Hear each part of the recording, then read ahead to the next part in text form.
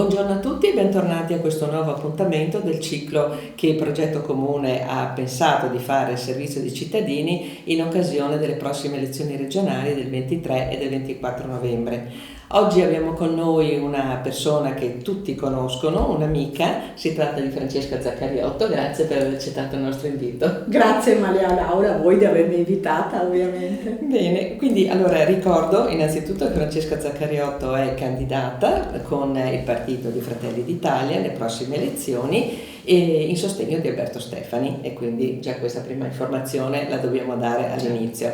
Come di consueto diciamo qualche notizia della nostra ospite. Francesca Zaccariotto di San Donà di Piave si laurea in Scienze della Formazione presso l'Università degli Studi di Trieste, per poi seguire un master per la dirigenza nell'ente locale all'Università Bocconi di Milano. Alle spalle ha una lunga carriera politica che la porta a essere eletta per 2 mandati a sindaco della sua città, nel 2003 e nel 2008. Nel 2009 diventa presidente della provincia di Venezia e in questo ha 2 primati, prima donna a ricoprire tale carica e prima e unica presidente della provincia di Venezia di destra nella storia della Repubblica. Dal 2015, anno di inizio della giunta di centrodestra nel comune di Venezia, ricopre il ruolo di assessore ai lavori pubblici. Nel 2020 è stata la candidata più votata nella lista di Fratelli d'Italia. È sposata con l'avvocato Giorgio Bonet, già ex vice sindaco di Treviso, ed è mamma di Giulio, anche lui un politico della sua città che ricopre il ruolo di consigliere comunale a San Donà. Bene, questa è la storia, in breve, ma... La mia scheda. La tua scheda, sì. Ecco, quindi direi adesso di cominciare a scendere nel particolare. Sì, che mi permetto di aggiungere che a volte quando si raccontano la storia delle persone sicuramente serve per conoscerle, ma mi permetto anche di aggiungere che la conoscenza oggi è fondamentale certo. nel voler affrontare un percorso amministrativo e forse più politico oggi rivolgendosi alla regione, perché io credo, Maria Laura, che sia fondamentale pensare che oggi dobbiamo chiedere alla politica conoscenza, formazione ed esperienza, certo. Perché l'improvvisazione non fa danno a noi stessi, ma rischia di fare dei danni a quello che è il territorio che noi rappresentiamo, rischia di non farci assumere la responsabilità rispetto a delle decisioni che devono essere prese, ma la responsabilità la puoi assumere nel momento in cui hai la conoscenza, la formazione e l'esperienza. Certo. Quindi io dico sempre che quando ho fatto il sindaco a San Donà ho saputo ad esempio che l'ex sindaco di Venezia Cacciari, prima di mettersi nel comune di Venezia, ritenendo il comune di Venezia un comune complesso, insomma unico nella sua specificità, è venuto a fare il consigliere comunale a San Donà di Piave, che oggi è un comune di 42.000 abitanti, ma che le sue dimensioni più ridotte avrebbero permesso a chi voleva intraprendere l'esperienza dell'amministratore di fare una prima base di conoscenza. E quindi, come tutti i lavori, visto che questo viene definito un lavoro perché lo fai a tempo pieno, devono obbligatoriamente avere una formazione che è indispensabile per poi affrontare la tappa successiva. Certo. Quindi sì, hai fatto bene a precisare, perché mi rendo conto che magari uno sente e dice ma sì.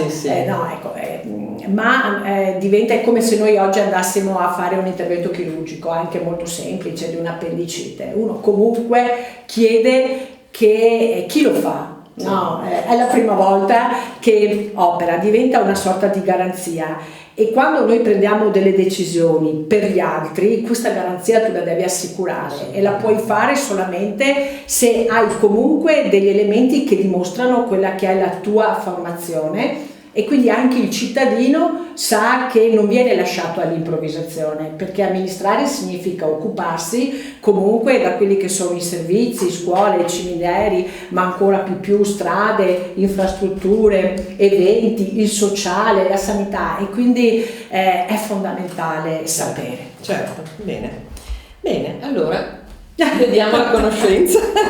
Allora, l'argomento relativo alla sanità, che è un grandissimo argomento che riguarda la nostra regione, è diventato ormai l'argomento all'ordine del giorno, sia a destra che a sinistra naturalmente, e stanno arrivando, li abbiamo sentiti anche noi, anche dai tuoi colleghi candidati, idee e intenzioni anche molto diverse tra loro. Quali sono le tue proposte per ridurre per esempio le liste d'attesa e potenziare la medicina di prossimità nei distretti sanitari veneti? Allora, come hai ricordato, oggi parlare di sanità è come parlare di sicurezza, nel senso che sono diventati, no, i due temi, certo, che più prendono la gente, perché interessano le persone direttamente, chi non ha un problema o non ha avuto un problema legato alla salute, e così pure chi oggi non imbatte in quello che è il tema della sicurezza, che magari fino a ieri toccava le grandi città pensando a Roma, Milano, sì, oggi invece è un tema che è arrivato fino a noi, no? Quindi sembra una violenza rispetto al nostro territorio, in realtà è portare quello che gli altri avevano già ancora anni addietro, appunto della sicurezza, averlo portato già in una realtà come questo, dove prima non esisteva come argomento prioritario. La sanità è la stessa cosa, perché comunque noi veniamo da una regione, la regione Veneto, che si è sempre distinta per le sue eccellenze, non solo rispetto a quelle che sono le figure professionali che sono presenti e sono state presenti nel Veneto, ma anche da un punto di vista di efficienza di erogazione dei servizi. Oggi purtroppo il primo elemento, che è quello quantitativo, cioè legato al numero di personale che è possibile reperire come personale formato, è uno degli elementi che riduce quello che è la qualità e l'efficienza dei servizi, no? Quindi molte volte, ad esempio, penso a quanto sono affollati oggi i nostri pronto soccorsi, dove le attese diventano anche di 5, di 6 ore prima di poter avere il contatto con il medico, la visita del medico. Ecco, e questi purtroppo sono temi legati al reperimento di numero di personale, che oggi non è così facile, no? Da poter avere. Penso anche a tutta quella questione che è la formazione, no? Alla laurea in medicina, quindi anche su questo c'è stato, togliamo il test di accesso per permettere, voglio dire, no, a un numero maggiore di sono delle piccole soluzioni che dovrebbero comunque portarci a ridurre quello che è la questione del reperimento del personale. L'altro tema sarà sicuramente la formazione del personale, tutto il personale sanitario. Quindi dico, la questione della sanità oggi, perché abituati a un servizio che devo dire di alto livello, le persone insomma dalle altre regioni d'Italia venivano e vengono tuttora a curarsi in Veneto, però oggi dopo la pandemia in maniera particolare ci troviamo a dover fare i conti ad esempio con la grossa questione della lista d'attesa, no? Dove comunque ci sono diverse categorie di utenti che accedono alla sanità, tutta la parte legata ad esempio alle persone cosiddette anziane hanno un bisogno di una risposta che non risponde più ai tempi della lista d'attesa, perché se tu dici ad una persona anziana che per fare un TAC piuttosto che un altro esame deve aspettare 6 mesi, tu mandi in cortocircuito quella che è la persona, perché si sente abbandonata, no? Quindi ci sono anche una serie di elementi che andrebbero affrontati. Dico e apro parentesi che ad esempio una delle cose prime che va fatta è riprendere quella che è la divisione tra il sociale e il sanitario. Per me è stato un errore aver unito questi due settori, perché comunque di fronte all'emergenza della sanità il sociale viene sempre dopo, e questo per di più ha fatto sì che delle persone, professionisti con una formazione unicamente di carattere sanitario, gestissero il sociale. E questo è sbagliato, perché sono linguaggi che sono completamente diversi, modi che sono completamente diversi. Quindi dico, bisogna cominciare a tornare indietro e a guardare determinate scelte come queste siano andate a nuocere sulla sanità, e poi vedremo anche appunto nel sociale. Oggi abbiamo un'altra questione, che sono tutte quelle convenzioni con il mondo del privato, esatto, che è un tema importantissimo. Un privato che, se non è convenzionato, comunque chiede dei prezzi molto alti, che penso sempre al nostro pensionato, ma non solo, anche a chi ha uno stipendio, voglio dire, che è medio, che è quello dei 1200-1400 euro, perché questi sono gli stipendi delle nostre persone. Molto probabilmente affrontare 160 euro per fare una visita, una TAC, non è in grado di poterlo fare. E quindi io credo che è togliere la dignità alle persone, metterle nella condizione che devono scegliere di non farsi curare perché devono scegliere di mangiare. Ecco, questo voglio dire toglie veramente qualità alla nostra regione, quindi possiamo anche continuare ad essere tra le regioni che hanno dei professionisti di alti livelli, che hanno delle strutture, ma se noi togliamo alla dignità e al diritto della cura a qualsiasi cittadino, indipendentemente dal suo reddito, io credo che questo non ci faccia particolarmente onore. Bisogna affrontare il tema dell'accessibilità a tutti, dobbiamo affrontare il tema della riduzione delle liste d'attesa e dobbiamo anche far sì che si possa ritornare alla scelta. Se io voglio andare dal privato diventa una mia scelta, ma il pubblico comunque mi deve garantire quella che è un'assistenza sempre di qualità, che oggi questo non avviene più. Benissimo. Quindi abbiamo parlato adesso di sanità e parliamo invece adesso del tuo primo settore, quello per eccellenza. Quindi, considerando appunto la tua formazione ed esperienza nel settore sociale, qual è il tuo pensiero? Come intenderesti sostenere le famiglie appunto che devono assistere i propri anziani oppure persone con disabilità, tenendo conto naturalmente dell'alto costo che rappresentano le RSA e comunque l'assistenza in generale? E poi tra l'altro ci sono pochi posti in queste RSA, perché ci sono anche lì delle liste d'attesa lunghe, e quindi anche in quel caso lì c'è difficoltà nel reperimento di personale, perché lo sappiamo com'è la situazione. Che cosa, proprio dalla tua esperienza, come la vedi questa cosa?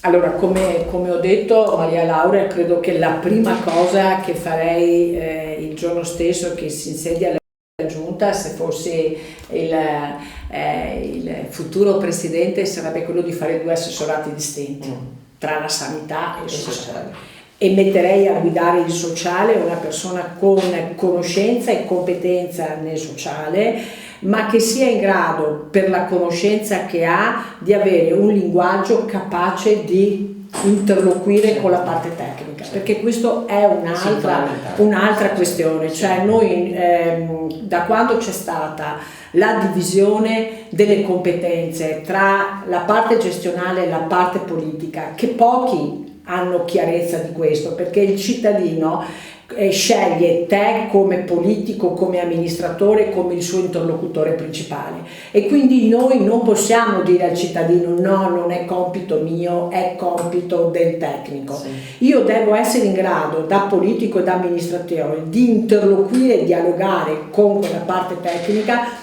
perché devo essere in grado di dire no, secondo me questa cosa non va fatta così, va fatta in un'altra maniera, secondo me questo obiettivo è stato raggiunto, non è stato raggiunto. Quindi deve essere un linguaggio di scambio che mi viene garantito solo attraverso la conoscenza, e questo è un primissimo problema. Quindi che il sociale venga guidato non da chi ha una formazione sanitaria, ma da chi ha una formazione sociale, che sia capace di sedersi attorno a un tavolo e dialogare con le altre figure professionali. Sapere di cosa si sta parlando. È fondamentale, Maria Laura, è fondamentale in tutti i settori, ma oggi il sociale ha sofferto, secondo me, della scelta che l'unione del sanitario si parlava ormai un linguaggio di questo tipo a scapito chiaramente del mondo del sociale. L'altra questione è che il sociale va dagli 0 ai 100 anni. Quindi io quando ho iniziato a fare l'assistente sociale, allora era nel 1985, sono passati tanti anni, e mi ricordo che uno degli orgogli di allora era la consapevolezza che si era superata la fase del mero assistenzialismo per arrivare proprio a un piano sociale. Piano sociale significa integrazione, significa superamento della barriera dell'assistenzialismo, perché comunque tu da domani potrai non avere più bisogno di noi perché ti ho dato tutta quell'autonomia, va bene, il famoso detto cinese ti do la canna da pesca per imparare a pescare, non il pesce per mangiare. Certo. Quindi il sociale oggi ha la sua importanza se io riesco a costruire un percorso che porti il soggetto a usare la canna da pesca che gli dai e a costruire poi il suo futuro sulla base di un'autonomia che ha conquistato. Quindi abbiamo la parte relativa, voglio dire, alle famiglie, ai giovani, e la parte, io dico triste purtroppo, legata alla fascia della terza età. Nelle mie esperienze sono stata anche direttore generale di un IPAB, di una casa di riposo. È stata un'esperienza tristissima, ma che mi dava la consapevolezza che noi non possiamo intervenire sul problema. Noi dobbiamo intervenire per prevenirlo quel problema. Non possiamo continuare a lavorare sulla non autosufficienza, perché la non autosufficienza è l'emergenza. Noi dobbiamo lavorare su quella che è la riduzione del rischio dell'autonomia, perché investendo sulla riduzione del rischio dell'autonomia io evito che quella persona diventi non autosufficiente, a meno che non ci sia una patologia di carattere sanitario che chiaramente mette tutti in croce. Vorrei poter sognare che io oggi faccio delle strutture dove le persone che non vogliono stare sole possono stare in comunità, dove io offro dei servizi alle persone, dal servizio della lavanderia, voglio dire, al servizio di un'assistenza di primo livello da un punto di vista infermieristico, a un servizio che se oggi non sono in grado di farmi da mangiare c'è un servizio di comunità dove io posso condividere il mangiare con le altre persone. Io devo lavorare perché quelle persone possono vivere dentro nella loro casa e sapere però che hanno quella certezza che in un momento di difficoltà, ma dato anche da una semplice malattia, c'è qualcuno che può supportarle, indipendentemente che queste persone abbiano o non abbiano fra famiglia, perché oggi l'altro tema grosso è la solitudine delle famiglie, perché non esiste più una rete familiare, non dettata dal fatto che i figli non si occupano più dei genitori, ma dettata dal fatto che oggi abbiamo una società che è presa da i giovani che per fortuna lavorano, hanno una famiglia e che possono anche abitare lontano da quelli che sono i propri genitori, e quindi io nel poter garantire un'autonomia ai loro genitori garantisco anche una serenità a quella famiglia che si sta costruendo un suo percorso, un suo futuro. Quindi mi dispiace che oggi stiamo costruendo delle case di riposo simili a degli ospedali, mi dispiace che oggi costruiamo delle case di riposo che sono isolate dal contesto cittadino. Io oggi quando faccio delle strutture come case di riposo voglio farle nel centro della città per mettere nelle condizioni che quella persona possa uscire e avere una vita sociale. Non può stare seduta là attorno e guardare il soffitto, deve poter essere invitata, stimolata a vestirsi, perché può andare ancora al bar a bere il caffè, può uscire da sola e trovare una vecchia conoscenza che la ferma. Quindi oggi va superato quell'intervento che è nella fase finale, che porta alla totale non autosufficienza. Pensa allo spirito di queste persone che sanno che nel momento in cui vanno dentro in una casa di riposo vanno per attendere la morte. Io non posso pensare che oggi mio padre lo mando a fare il corso di nuoto e ad esempio non pensare a delle strutture delle case di riposo con una piscina. Ecco, quindi cominciamo invece che investire su infermieri o su tutto quello che ne segue, su quelli che sono i servizi dentro in queste strutture che favoriscano la riduzione o portare più lontano possibile quello che è il rischio della non autosufficienza. Ecco, io credo moltissimo in questo, perché affrontare oggi quello che è la terza età è permetterci tutti di investire sulla qualità della nostra vita. Certo, grazie. Allora, prima hai citato e parlato di giovani, altro grande argomento. Quindi, secondo te, allora noi sappiamo che c'è la fuga di tanti giovani, sia in altre regioni, la Lombardia, il Lazio, eccetera, ma anche all'estero, mentre noi questi giovani abbiamo il dovere di trattenerli qui. Quindi, secondo te, quali azioni si potrebbero mettere in campo per rafforzare la formazione tecnica e professionale di questi giovani, dei giovani veneti, perché parliamo sempre a casa nostra, in modo da collegare meglio la scuola, quindi la formazione e il mondo del lavoro, e quindi per contrastare di conseguenza la fuga di queste persone fuori e permettere loro di potersi creare qui un ambiente, una famiglia e poter quindi crescere in un ambiente tra l'altro bello, perché la nostra è la regione più bella d'Italia, quindi...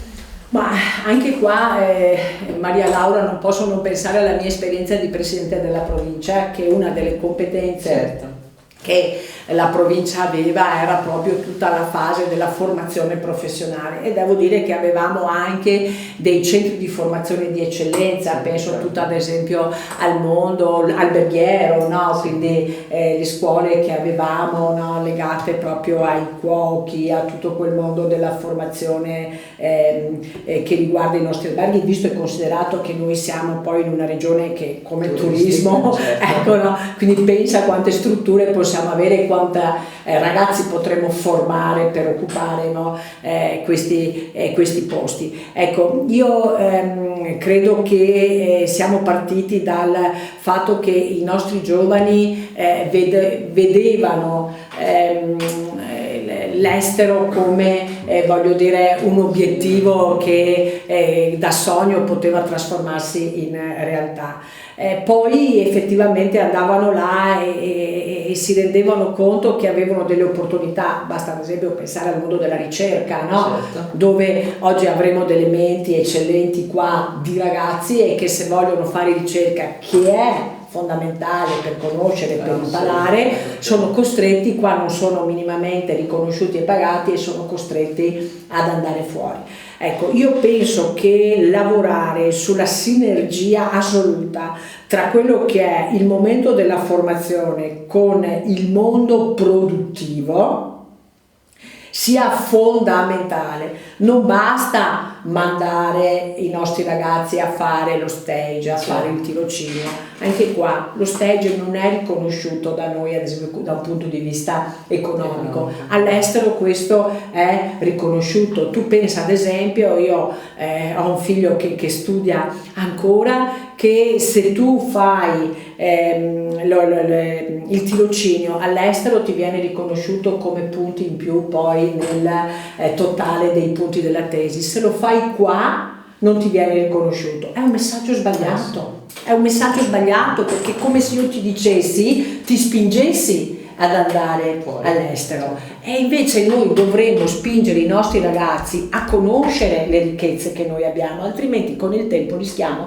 queste ricchezze di perderle, perché non c'è nessuno che eredita questo tipo di patrimonio. Allora, tutti ci vantiamo del fatto che nel Veneto abbiamo dei settori di eccellenza, dopodiché siamo i primi che diciamo: ma vai a Londra, vai in America, vai in Australia, vai, ecco, sembra che queste realtà abbiano qualcosa da dare di più ai nostri giovani rispetto a quello che possiamo dare noi, e dobbiamo farci aiutare in questo caso dal mondo del privato produttivo, perché se è un mondo preso ad esempio fuori dell'Italia, diventa un mondo che deve essere preso ad esempio anche dai nostri ragazzi. Bisogna cominciare a lavorare su quella che oggi è l'intelligenza artificiale, che è un'altra area che sta prendendo uno sviluppo in maniera, va bene, straordinaria, e che all'estero già è cavalcato diversamente da quello che abbiamo. Noi dobbiamo investire su quella che è la tecnologia, perché altrimenti non riusciamo a star dietro a quello che sta avvenendo all'estero.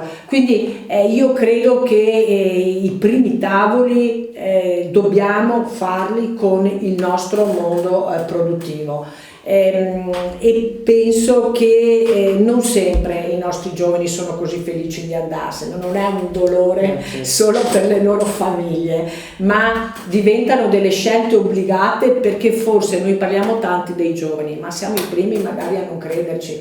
Dobbiamo cominciare a spingerli a rischiare di intraprendere, no, certe attività, ma noi siamo disposti magari a mettere un giovane di 30 anni a fare politica e non siamo disposti magari a mettere un giovane di 30 anni alla guida di certe aziende, di certi mondi. E come torniamo al discorso iniziale che ti ho detto, no? Perché allora, se io ho un giovane che può fare l'amministratore, il politico, quando va a assumere delle decisioni anche per gli altri, perché non lo posso avere all'interno di un mondo produttivo?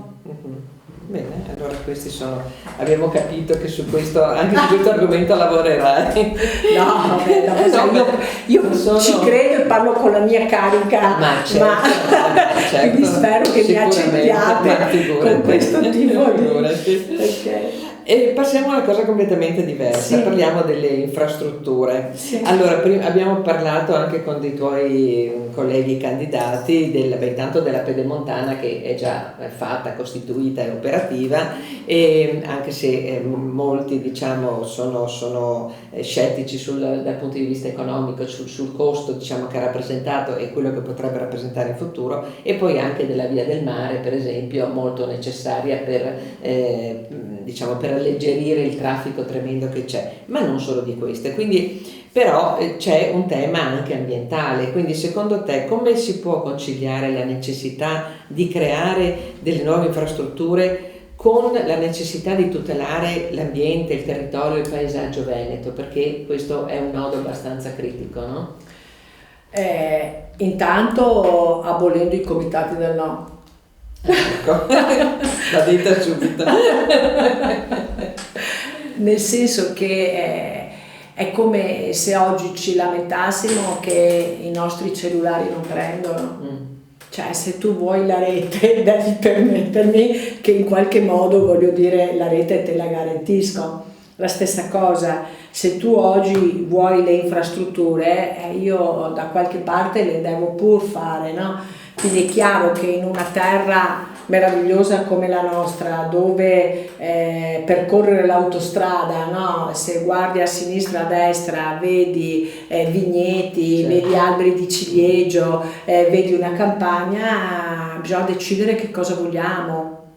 Ma nel momento in cui decidiamo dobbiamo esserne tutti consapevoli, perché se dopo dobbiamo andare avanti 10 anni a battagliare con i comitati del no, che chiedono la modernità ma la ostacolano perché deturpa, bisogna metterci in pace con noi stessi, e questo è uno dei grossi limiti che noi secondo me abbiamo. È vero che noi oggi... Scusa, è vero però che tante volte, non parlo nel caso di cui tu sei, che rappresenti, però tante volte la comunicazione, quindi dei progetti, delle conseguenze e anche delle grandi possibilità, non è stata percepita come importante, o comunque non c'è stata una comunicazione vera, una comunicazione coinvolgente, quindi probabilmente tante volte si è trattato, anche in casi nazionali per carità, si è trattata di mancata conoscenza, questa che ha poi scatenato certe cose. Non so, posso sbagliare, ma in alcuni casi... Sicuramente questa può essere una giusta considerazione, però Maria Laura, dobbiamo anche ricordarci che in questo paese tra il pensare un'opera e farla, se ti vanno bene 10 anni sono pochi. Mi pare che la Via del Mare sia lunga da fare. E su questo dovremo riflettere. Dovremo riflettere. Forse è più semplice riflettere sulla complessa burocrazia che noi abbiamo, perché è come se deleghiamo ad altri la responsabilità che invece ci dovrebbe appartenere, che è quello di criticare tutto e protestare in ogni cosa. La mia mamma mi diceva sempre: chi lava i piatti li rompe, nel senso che quando si assume, va bene, il ruolo di dover decidere, sicuramente dividiamo il paese in due. Infatti è più criticato chi ha il coraggio di decidere, certo, che chi invece lascia tutte le cose così piuttosto di essere criticato. Io appartengo alla prima categoria e me ne assumo le responsabilità di questo, ma orgogliosamente anche quando giro sento che la gente dice vabbè, se vogliamo fare una cosa gliela chiediamo a lei perché cerca di farlo. Il tema delle infrastrutture è un tema fondamentale per il nostro paese e per il Veneto, e quindi noi dobbiamo decidere che cosa vogliamo, se sacrifichiamo una parte per le infrastrutture o se lasciamo tutto così perché ci piace vivere guardando i ciliegi, guardando le viti quando percorriamo l'autostrada. La questione altra è quella della sostenibilità, che è un'altra parola, no, che ormai la inseriamo in tutti i contesti possibili e immaginabili. Io penso, guardando dalla mia esperienza come assessore ai lavori pubblici da 10 anni, che c'è l'impegno da parte delle amministrazioni soprattutto di lavorare secondo il concetto della sostenibilità, che poi legata alle infrastrutture è l'intermodalità, ad esempio, che è basata su una formazione e educazione a noi cittadini diversa da quella che eravamo abituati ad avere. Penso ad esempio all'investimento che dovrebbe essere sui mezzi di trasporto pubblico.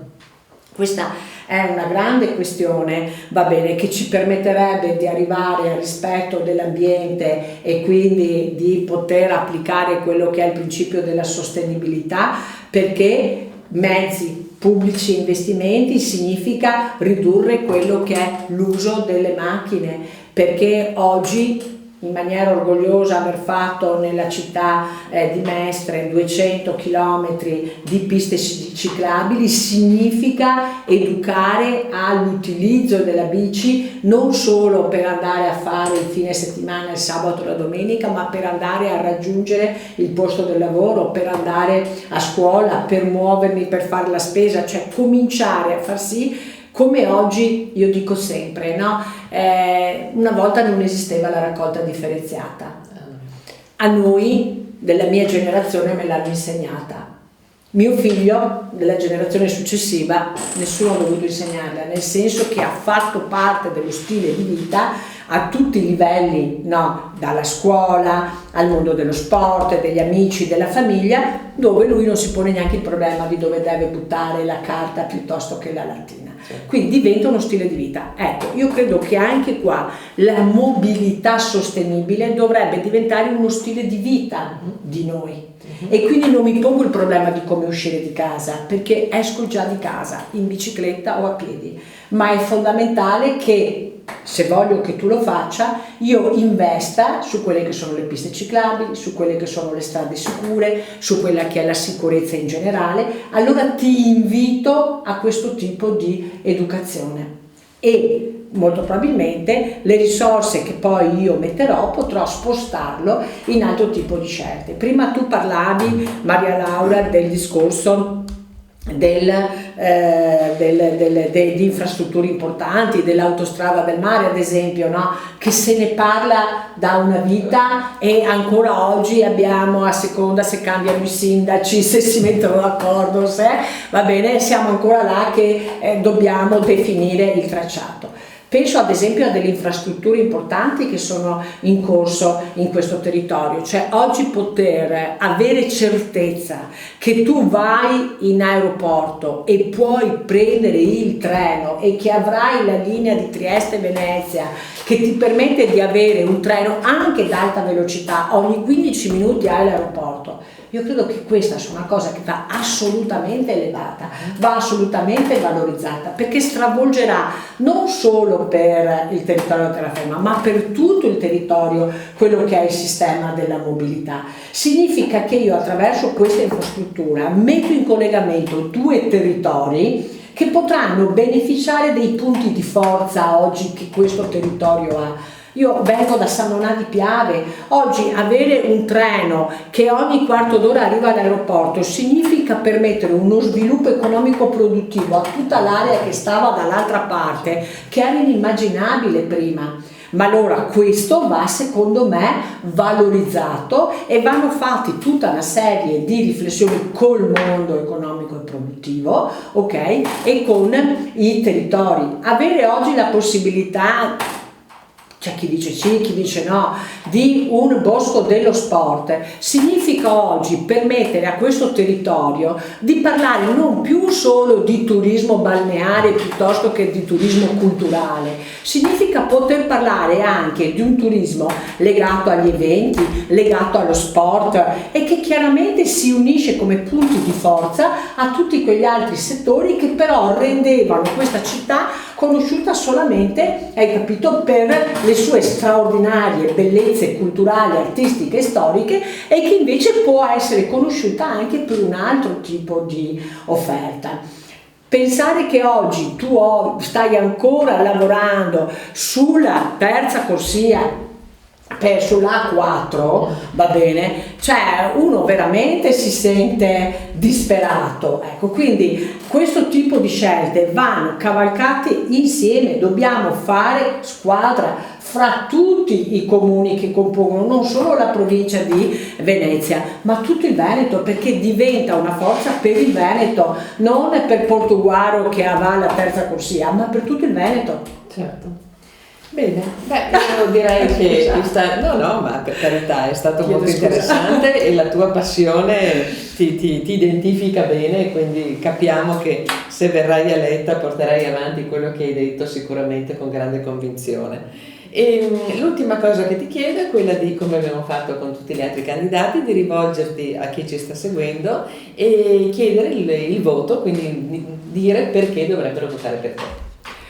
Ma io in questi anni, insomma, la mia presentazione è stata fatta da te all'inizio, ho avuto la possibilità di conoscere e di capire cosa significa amministrare, proprio perché ho fatto il sindaco, il presidente, l'assessore in una città poi complessa e unica come la città di Venezia. Rispetto ai ragionamenti che abbiamo fatto prima, mi permetto anche di dire che questa è una città che, oltre ad offrire da un punto di vista turistico, storico, artistico delle opportunità uniche, le offre anche da un punto di vista tecnologico, perché quello che viene fatto e sperimentato in questa città è unico e vale solo qua. Ho avuto l'onore e il privilegio di vedere delle cose che nessun professionista nella vita immaginerebbe di vedere, fatte con strumenti ingegneristici, tecniche che solo qua sono state sperimentate, e quindi è una città che può diventare laboratorio per il mondo di una tecnologia unica. Aver vissuto tutto questo mi ha portato a dire che forse oggi potrei essere pronta ad un altro livello istituzionale, dove non ho la presunzione di dire che ho un patrimonio di conoscenza, ma ho quell'onestà intellettuale di dire ho lavorato con il fare. Io ho abbandonato i tacchi a spillo da tanti anni, perché ho capito che quello che serviva era comunque andare nei cantieri, andare nelle fondamenta, arrampicarmi su un'impalcatura per conoscere qual era il problema e poi capire perché così si interveniva. Oggi vorrei che tutto questo potesse servire ad altro, servire ad un territorio più ampio, che è appunto identificato con la provincia di Venezia. E quindi io chiedo all'elettore di considerarlo, sapendo che oggi quell'improvvisazione che forse in maniera un po' superficiale è stata messa in valutazioni altre, non serve a far crescere un Veneto più grande di quello che è. Ci troviamo di fronte a un cambiamento importante, 15 anni di governo Zaia, oggi un nuovo presidente, una nuova giunta, una macchina che si rivoluzionerà, dove Fratelli d'Italia sarà seduto con una forza significativa in quelli che sono i vari livelli, non solo del Consiglio regionale ma anche della giunta regionale, e che, se è vero che la squadra fa la forza, noi con la fiducia dell'elettore questa squadra potremo averla. mettendo anche il nome di Zaccariotto come preferenza nella lista di Fratelli d'Italia. Grazie. Anche Zac, mi pare. Esattamente, questo, anche Zac, nel senso che con piacere molta gente mi conosce, mi dice ehi Zac. Allora nel voler anche in maniera, se vuoi, affettiva, no, riconoscere come mi chiamo, ho chiesto che questo fosse messo nella scheda e che quindi fosse considerato voto valido. Perfetto, bene. Allora, grazie Francesca Zaccariotto per tutto quello che ci ha detto, per come è stata. E io come sempre ricordo che bisogna votare, votiamo chi vogliamo, ma bisogna votare, perché come diciamo sempre, lo ripeterò sempre, è un diritto ma è anche un dovere. E quindi vi invito a tutti quanti ad andare a votare il 23 e 24 novembre. Poi abbiamo qui Francesca Zaccariotto, abbiamo avuto altri candidati e vedremo che cosa ne uscirà. Vi ringrazio ancora per l'attenzione e ci vediamo a un prossimo appuntamento. Grazie dell'opportunità che mi avete dato. Grazie Francesca.